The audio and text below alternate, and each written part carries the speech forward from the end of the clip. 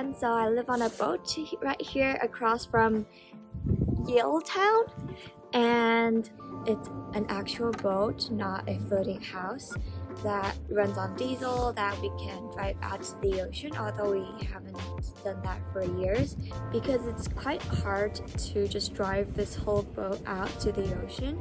It's tied to the docks and there's a lot of pipes and cables connected to our powering stations, and every time you dock back you need other people to help you dock as well, so we don't really go out to the sea. And basically we live underneath the deck over here. This is also our living space. I think that's the living room, and up here is where, if you drive out to the sea, like that's where the flight bridge is, where the steering wheel is. And we basically dock year round at a marina. It's a quite nice marina. There's a lot of people living on board as well. We do have everything on our boat, but the marina has bathrooms, showers, laundry rooms, and even a communal lounge for us to hang out in. So it's kind of nice place to live in. The boat, it does rock because it's still on the water. And if there's like a cruise or ferries or just small boats that come by, they create waves, so it rocks the boat. But right now it's been, I think, like 3 years since I'm here, so I'm actually used to it, and if you stay here for a while you get used to it too. So this is how the boat looks like. It's pretty long. I think it's 50 feet, and the name of the boat is called Canawan, which is Canada plus Taiwan. Now, if you want to go on the boat, we have a staircase over here to get on the boat. And oh, someone just passed by.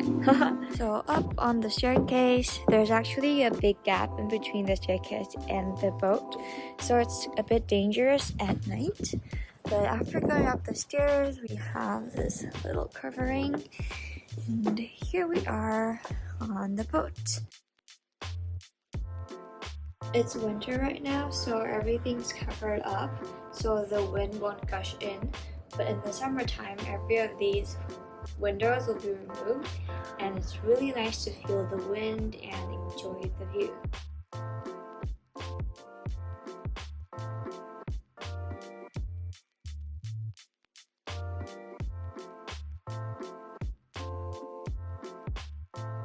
So out here back at the boat, we have this little platform where we can drop our motorboats and go out to the sea.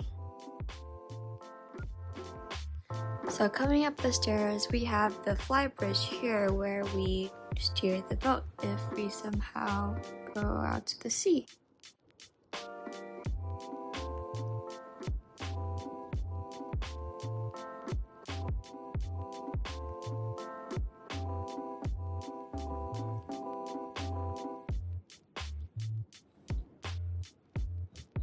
So this door leads to the inside of the boat. Alright, so first we arrive at the sort of living room of the boat. We have our sofa over here, little table, and this is the lower helm where we steer our boat when the weather's not nice up there.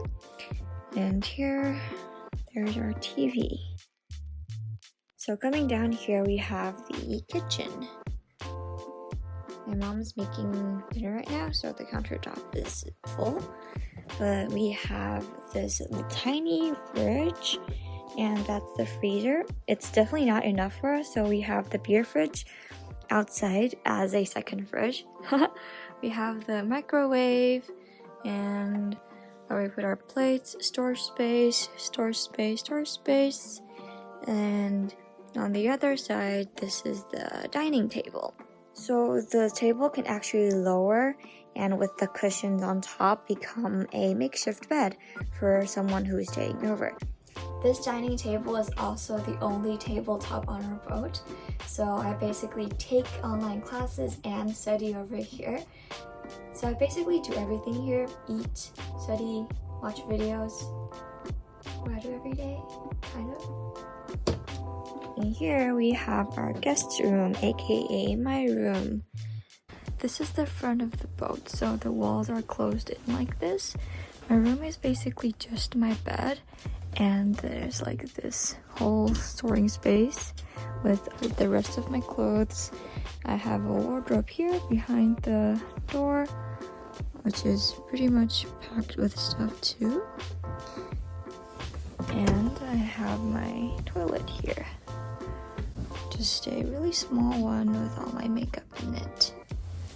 I'm sitting on the bed right now, and as you can see, the only moving standing space in my room is where we just came in. My door, my wardrobe, my bathroom. Other than that, my room is basically just my bed. So the captain's quarters, which is my parents' room. This is the bigger room of the only 2 rooms on board, and they have their own TV too. They have a toilet in their room as well, and they have the only bathtub on board. We sometimes do shower here, but mostly we just go to the marina's communal shower rooms because it's much bigger over there, it has stronger water, and overall it's just more comfortable. That's basically the end of the boat tour.